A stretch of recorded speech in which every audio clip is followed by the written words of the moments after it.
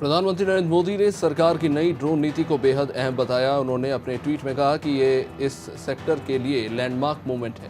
उन्होंने कहा कि ये विश्वास का आधार है। पीएम मोदी ने बताया कि सरकार ने इस संबंध में इसकी मंजूरी और इसकी ज़रूरत को लेकर लगी अड़चनों को काफ़ी हद तक कम कर दिया। भोपाल में सिख समुदाय के सदस्यों ने गुरुवार को प्रधानमंत्री नरेंद्र मोदी और केंद्रीय मंत्री हरदीप सिंह पुरी का धन्यवाद किया।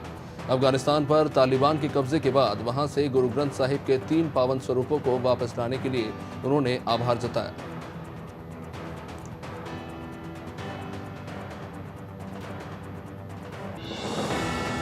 यूनिसेफ के अनुसार दुनिया भर में बाल मजदूरों की संख्या बढ़कर 160 मिलियन पर पहुंच गई है। 2016 में यह आंकड़ा 94 मिलियन था। कोविड महामारी के कारण बढ़ी हुई आर्थिक असुरक्षा के कारण गरीब परिवारों के बच्चों को मजबूरी में बाल श्रम करना पड़ रहा है। कोरोना संकट ने इसे और भी ज्यादा भयावह बना दिया है। तेलंगाना सरकार ने आर्थिक रूप से कमजोर वर्ग कोटे के तहत राज्य सरकार के पदों और सेवाओं में महिलाओं को 33.3% आरक्षण देने का फैसला कर लिया है। प्रदेश में 10% ईडब्ल्यूएस आरक्षण लागू करने के दिशा निर्देशों को लेकर आदेश जारी किया गया है।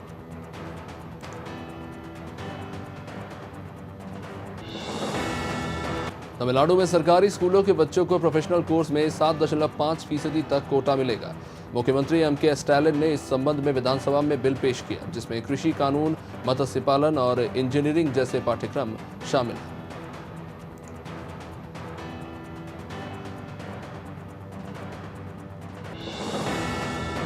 केंद्रीय मंत्री और भाजपा नेता नारायण राणे महाराष्ट्र में जन आशीर्वाद यात्रा में शामिल होने से पहले नियमित जांच के लिए लीलावती अस्पताल पहुंचे।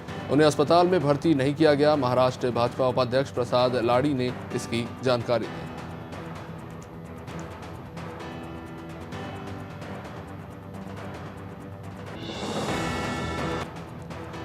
महाराष्ट्र के मुख्यमंत्री उद्धव ठाकरे को थप्पड़ मारते वाला बयान देकर विवादों में फंसे केंद्रीय मंत्री नारायण राणे की मुश्किलें कम होती नजर नहीं आ रही। अब शिवसेना विधायक ने नारायण राणे के खिलाफ आपत्तिजनक बयान दिया है।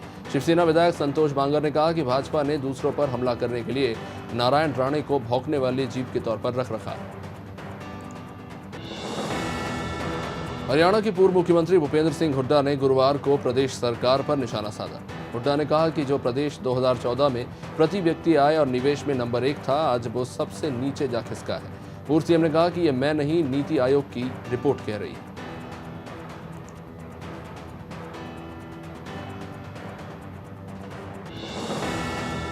कांग्रेस नेता राहुल गांधी ने देश में कोरोना महामारी के मामलों में हो रही बढ़ोतरी को लेकर केंद्र सरकार पर निशाना साधा। उन्होंने ट्वीट करके कहा कि कोविड के मामलों में वृद्धि चिंताजनक है। वैक्सीनेशन को गति दी जानी चाहिए ताकि अगली लहर में महामारी के गंभीर प्रभावों से बचा जा सके।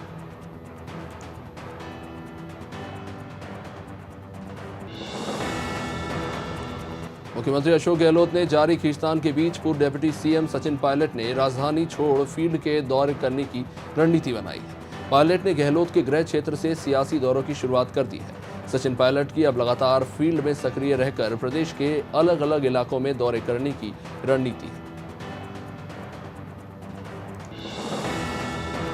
गृहमंत्री नरोत्तम मिश्रा ने वैक्सीनेशन महाअभियान पर सवाल खड़े करने वाले विपक्ष पर निशाना साधा। उन्होंने कहा कि वैक्सीन के मामले में हम अपना ही रिकॉर्ड तोड़ रहे हैं। उन्होंने कमलनाथ के रोजगार वाले ट्वीट पर कहा कि कमलनाथ ने 1 महीने में एक भी रोजगार नहीं दिया।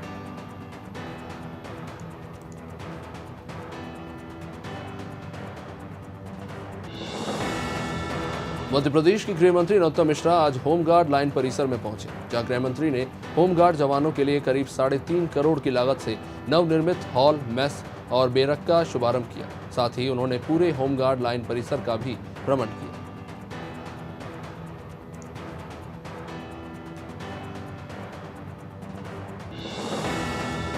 भोपाल के रोशनपुरा स्थित कांग्रेस के जवाहर चौक भवन को बेचे जाने के मुद्दे को लेकर सियासत जारी। कांग्रेस भवन को लेकर बीजेपी विधायक रामेश्वर शर्मा लगातार सवाल उठा रहे हैं। रामेश्वर शर्मा का कहना है कि भवन में बड़े बड़े शोरूम खोल दिए गए हैं।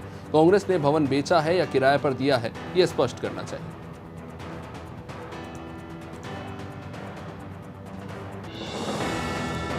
पूर्व मंत्री और कांग्रेस विधायक सज्जन सिंह वर्मा ने कई मुद्दों को लेकर बीजेपी और सरकार पर निशाना साधा। उन्होंने सीएम शिवराज और सिंधिया की केमिस्ट्री पर कहा कि दोनों के बीच में जो केमिस्ट्री नजर आ रही है वो मुख्यमंत्री का भय है, क्योंकि बीजेपी का एक बड़ा वर्ग बगावत करने की तैयारी में है। इसी डर से सिंधिया को साथ में लेकर चल रहे हैं। चिकित्सा शिक्षा मंत्री विश्वास सारंग ने कमलनाथ के सरकारी कर्मचारियों और अधिकारियों को धमकाने वाले बयान पर पलटवार किया। सारंग ने कहा कि कमलनाथ अपनी उस छवि को पुनः स्थापित करना चाहते हैं जो सिख दंगों के समय इस देश में देखी गई थी।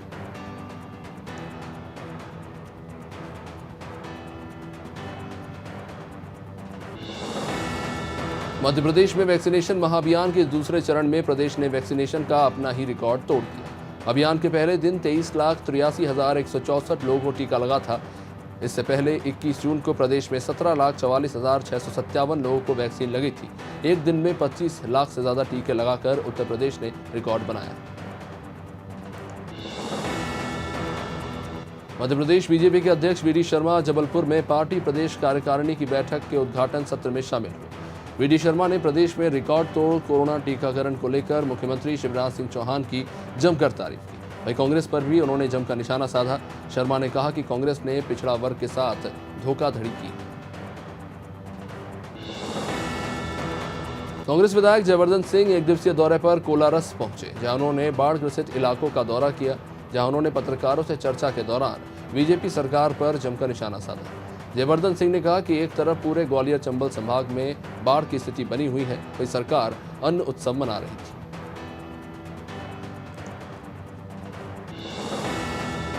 एसटीएफ ने मेडिकल कॉलेजों में दाखिला दिलाने का झांसा देकर छात्रों से ठगी करने वाले गिरोह के 2 शातिर ठगों को गिरफ्तार किया। 6 आरोपी अभी भी फरार है। गिरोह के सदस्य नीट में शामिल होने वाले छात्रों का वेबसाइट से डेटा खरीदकर छात्रों और उनके परिजनों से संपर्क करते थे। गिरोह ने कॉलेजों में दाखिला दिलाने के नाम पर करीब 200 छात्रों के साथ ठगी की। बड़वानी के चंचल चौराहा पर बाइक सवार 4 शराबी युवकों ने कार सवारों पर हमला कर दिया। जानलेवा हमले में कार सवार अमन और रोहन भावसार घायल हो गए। बताया जा रहा है कि इंदौर के रहने वाले रोहन भावसार कार से बड़वानी आए थे। इस दौरान चंचल चौराहा पर बाइक पर सवार 4 युवकों से उनकी मामूली बात पर विवाद हुआ। बांदा इलाके के काटी गांव में ट्रैक्टर की चपेट में आकर एक बच्ची की मौत हुई। 14 साल की निशा अपने साथियों के साथ बस में चढ़ने की कोशिश कर रही थी। इसी दौरान पीछे से आ रहे एक ट्रैक्टर का वो शिकार हो गई। बच्ची की घटना स्थल पर ही मौत हो गई, जिसके बाद गुस्साए लोगों ने ट्रैक्टर के साथ साथ बस में भी जमकर तोड़फोड़ की और चक्का जाम कर दिया। भिंड के जिला अस्पताल में दवाइयों के साथ जमकर हेरफेर हो रही है। अस्पताल के कर्मचारियों का एक वीडियो सामने आने के बाद मामला और भी गंभीर हो गया है। इस वीडियो में कर्मचारियों के द्वारा एक्सपायर्ड दवाओं को कुएं में फेंका जा रहा है। आरोप लग रहे हैं कि अस्पताल के डॉक्टर दवाओं को बाहर बेचकर कमीशनखोरी कर रहे हैं।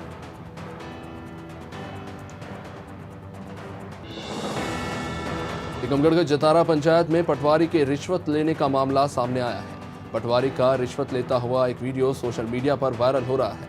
इस वीडियो में ग्रामीण अपना काम कराने के लिए पटवारी को पैसे देते नजर आ रहे हैं।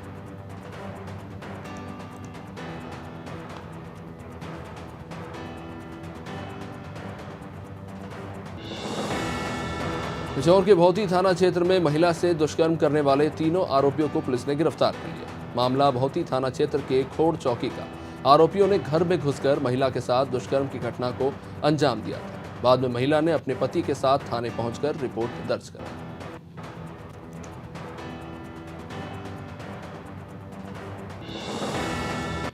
श्योपुर से कांग्रेस विधायक बाबू सिंह जंडेल बाढ़ पीड़ितों को अनाज नहीं मिलने पर तहसीलदार पर भड़क उठे। एक अफसर से वो तू तड़ाक वाली भाषा पर उतर आए और अधिकारी पर भ्रष्टाचार करने का आरोप लगाया और कहा कि तू बार बार सरकार की धौंस देता है, जो हो सके कर लेना।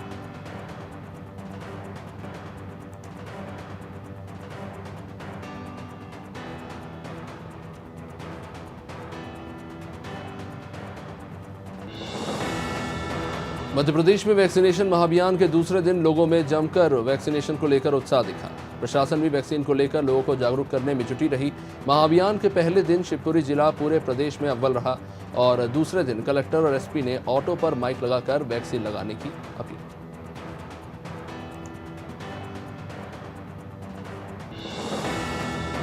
आदिवासी क्षेत्र सिवनी, बालाघाट और मंडला के लोग अपने क्षेत्र में पैसेंजर ट्रेन की किल्लत से जूझ रहे हैं। क्षेत्र में एक भी पैसेंजर ट्रेन का स्टॉपेज नहीं है, जिससे क्षेत्र के लोगों के लिए सफर करना महंगा पड़ रहा है। स्थानीय लोगों का आरोप है कि जबलपुर जैसे बड़े शहरों में पैसेंजर ट्रेन चल रही हैं, जबकि आदिवासी क्षेत्रों में ट्रेन अभी भी बंद पड़े हैं।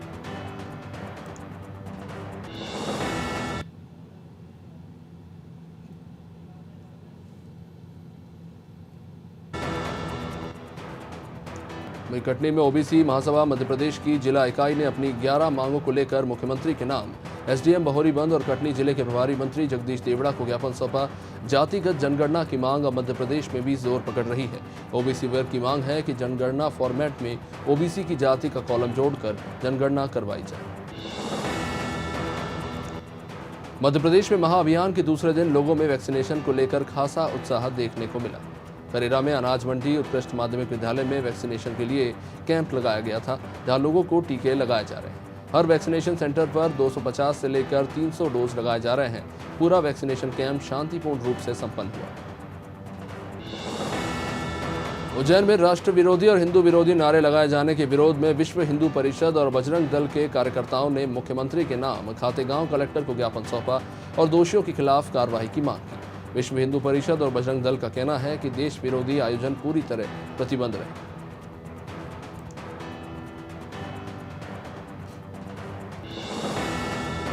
Binaganj collector Frank a noble ने महा टीकाकरण अभियान के अंतर्गत चाचौड़ा क्षेत्र का दौरा किया। इस दौरान उन्होंने वैक्सीनेशन सेंटरों का भी निरीक्षण किया और महा अभियान के कर्मचारियों से जानकारी भी ली। कलेक्टर ने इस अभियान में जनप्रतिनिधि और कार्यरत एनजीओ संस्थाओं से सहयोग करने के लिए कहा।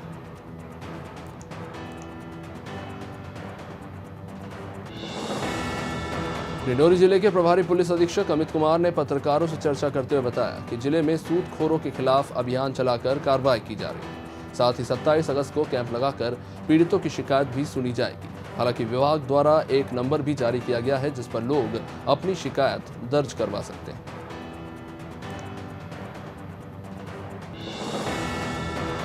एसडीएम गोविंद दुबे ने खटिया तहसील में 2 दिवसीय वैक्सीनेशन महाअभियान का निरीक्षण किया और इस दौरान एसडीएम ने लोगों से चर्चा करके उनका भी हाल जाना। खटिया तहसील में 2 दिवसीय वैक्सीनेशन महाअभियान का द्वितीय चरण शुरू हो गया, जहां इस अभियान में 12,000 लोगों को टीकाकरण का लक्ष्य रखा गया था। इसके लिए शहर में 45 केंद्र भी बनाए गए। कलेक्टर एस कृष्ण चैतन्य ने वैक्सीनेशन सेंटरों का औचक निरीक्षण किया और बीएमओ अशोक बडोरिया को आवश्यक दिशा निर्देश दिए। कलेक्टर ने कहा कि वैक्सीनेशन महाअभियान में सभी को जोड़ना है और तीसरी लहर से बचने के लिए सभी का वैक्सीनेशन करवाना बहुत जरूरी है।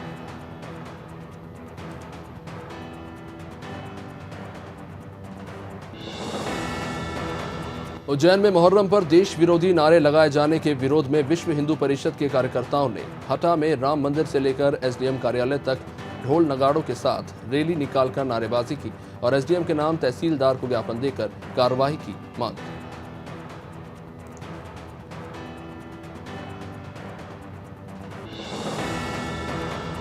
ककनार में बहुजन समाज पार्टी ने थाना प्रभारी को ज्ञापन देकर कार्रवाई की मांग की। दरअसल कुछ दिनों पहले मृतक की बहन ने आत्महत्या कर ली थी, जिसके 4 दिन बाद ही भाई ने आत्महत्या कर ली। मृतक ने सुसाइड नोट में लिखा कि मेरी बहन की हत्या गांव के ही महेंद्र रोहित इंगीले ने की है। फिलहाल पुलिस इस पूरे मामले की जांच कर रही है।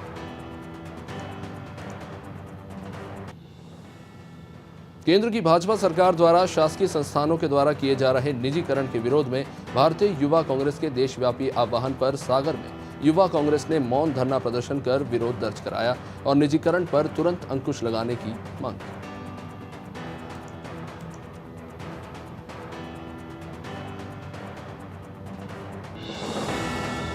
सिवनी की घनसौर पुलिस को बड़ी सफलता मिली है। पुलिस ने ट्रैक्टर चोरी करने के मामले में 5 आरोपियों को गिरफ्तार किया है। साथ ही पुलिस ने चोरी किए हुए ट्रैक्टर भी जब्त किए। दरअसल आरोपी L&T कंपनी में काम करते थे, जहां से उन्होंने योजना बनाकर चोरी की घटना को अंजाम दिया।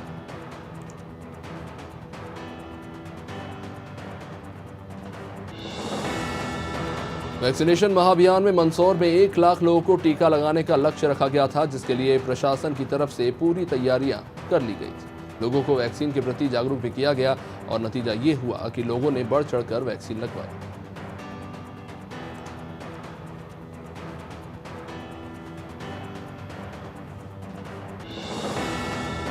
जगदलपुर थाना पुलिस को बड़ी सफलता मिली है। पुलिस ने आपराधिक घटना के फरार आरोपी तुषार बघेल को गिरफ्तार कर लिया। दरअसल आरोपी स्थानीय निवासी हरिचंद को अश्लील गाली गलौज कर मारने की धमकी दे रहा था। फिलहाल पुलिस ने आरोपी को न्यायिक हिरासत में भेज दिया।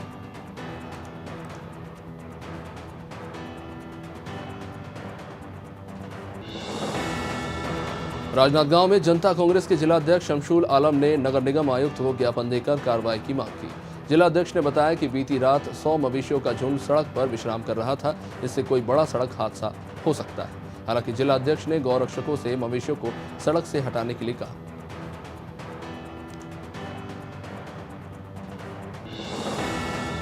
पखांजूर को जिला बनाने की मांग को लेकर पत्रकार संघ ने मुख्यमंत्री के नाम एसडीएम को ज्ञापन सौंपा।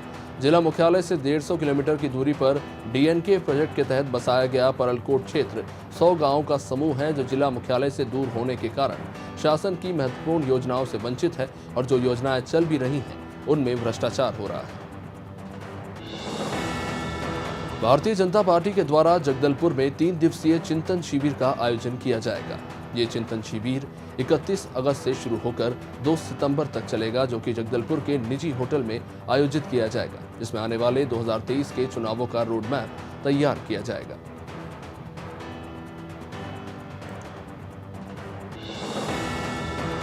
हमीरपुर जिले के ग्राम टेड़ा में अपनी ही पत्नी और ससुराल वालों से परेशान होकर एक युवक ने फांसी लगाकर आत्महत्या कर ली। बताया जा रहा है कि मृतक युवक पर बैंक का काफी कर्जा था और ऊपर से ससुराल वाले उसे आए दिन प्रताड़ित कर रहे थे, जिन सबसे तंग आकर युवक ने अपनी जान ले ली।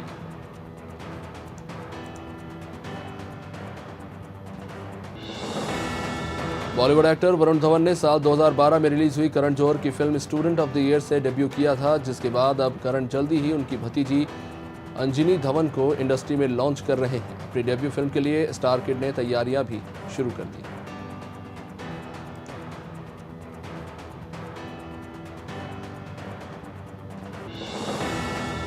अमिताभ बच्चन, इमरान हाशमी, रिया चक्रवर्ती और क्रिस्टल डिसूजा स्टारर फिल्म चेहरे 27 अगस्त को सिनेमाघरों में रिलीज हो रही है। अब हाल ही में दिए एक इंटरव्यू में प्रोड्यूसर आनंद पंडित ने खुलासा किया कि अमिताभ बच्चन ने चेहरे के लिए कोई फीस नहीं ली। इतना ही नहीं, उन्होंने फिल्म की शूटिंग के लिए अपने इंटरनेशनल ट्रैवल एक्सपेंसेस भी खुद ही उठाए। बॉलीवुड एक्ट्रेस जरीन खान का नाम कई दिनों से big boss 12 fame Shivashish Mishra से जुड़ रहा है। हाल ही में शिवाशीष ने अपना जन्मदिन मनाया था, जिस दौरान जरीन खान ने उन्हें बधाई देते हुए साथ में तस्वीरें भी शेयर की थी। अब दोनों की गोवा में वेकेशन मनाती हुई तस्वीरें सामने आई है, जो दोनों के रूमर्ड रिलेशन पर मोहर लगा रही है। फिल्म मेकर करण जौहर के साथ अपने विवादों के लिए मशहूर कंगना रनौत ने सोशल मीडिया पर उनकी तारीफ करके सबको चौंका दिया। कंगना ने करण की प्रोड्यूस हुई फिल्म शेरशाह देखने के बाद पूरी टीम के लिए सोशल मीडिया पर एक पोस्ट लिखा।